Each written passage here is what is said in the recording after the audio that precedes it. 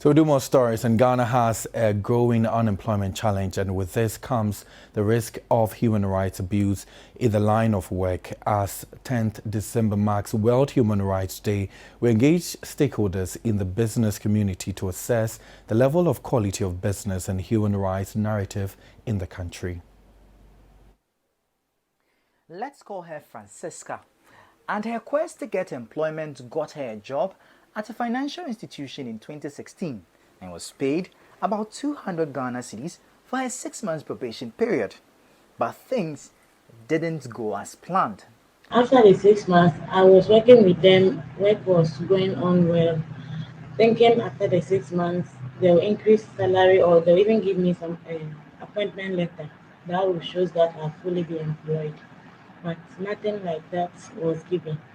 So I continued to work for 1.5 years. When I requested for the appointment letter, they told me I'm not yet qualified to be given an appointment letter. So I should continue working. I worked for 2 years. Still no appointment letter, no salary increment. And the 3rd year, the 4th year. It didn't end there. Years later, despite all these anomalies, the company wanted to transfer her to another town without any provision for accommodation and still on the same mega salary. So on the 1st of June 2020 was the day I was supposed to report at my new station. So on that 1st June, I reported and then I consulted the managers. I told them by then I was 3 months pregnant, so I can't work as a mobile banker. She said I should get a bicycle and then rent a room. I told by then I was not also having any money, so I told her I don't have money to buy a bicycle nor to rent a room. She walked over me that I should go. Francisca's story might be very concerning, but there are worse experiences. A study conducted by the Ghana Statistical Service revealed about 1.7 million of the total working population out of the 13 million workforce in the age bracket of 15 years and above in the first quarter of the year were unemployed.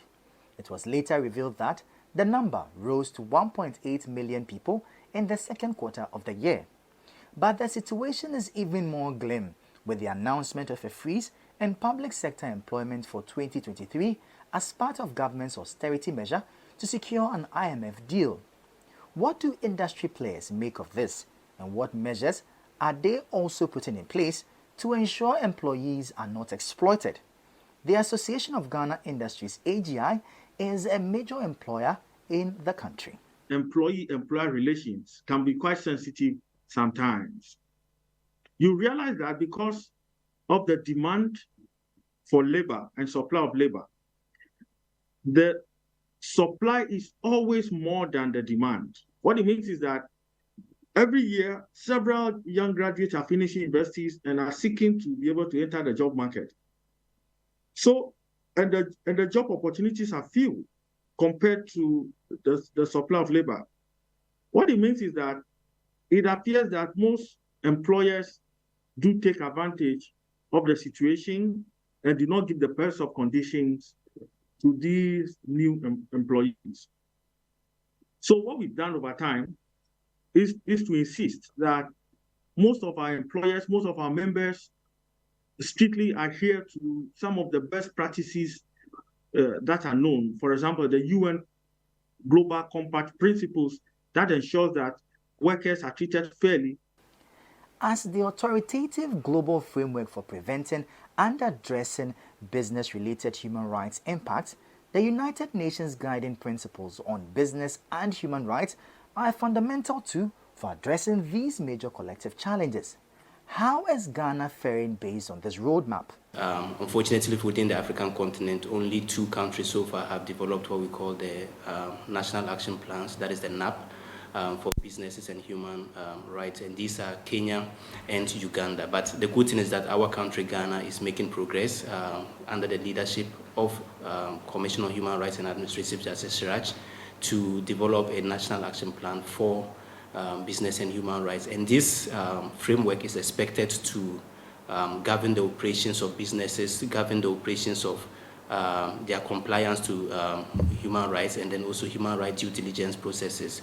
And quite recently, the government had what we call the consultative processes, and civil society organizations were invited to make inputs and feedback into the National Action Plan. So I think all in all, it is a right step to addressing issues of corporate capture, corporate right violations within Ghana.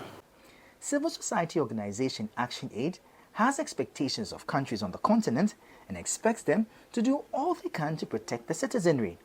Corporations are probably more concerned about what this means for stakeholders than what it means for communities and their rights.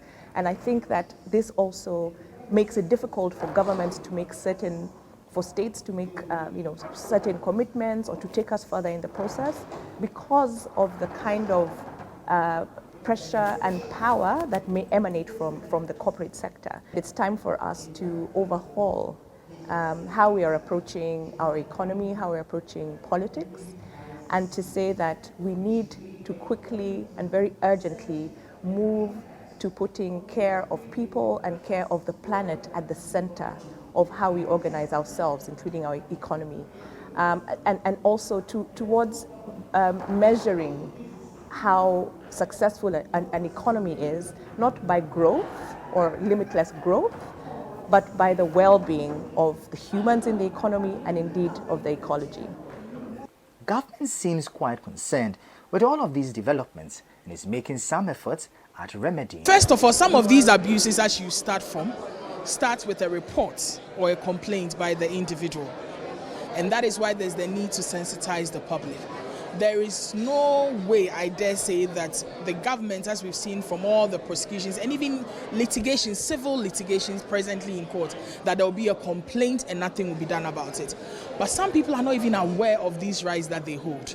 And so for us as the Office of the Attorney General, it is our pursuit in the course of our work that we uphold. And that's why we are chairing and have led these national action plans. We are chairing and help to launch this national baseline assessment. And then from then, where there is that education and sensitization, there is no excuse whatsoever for businesses to feign ignorance. And so from there, it is not business as usual. The whip must be cracked and cracked accordingly.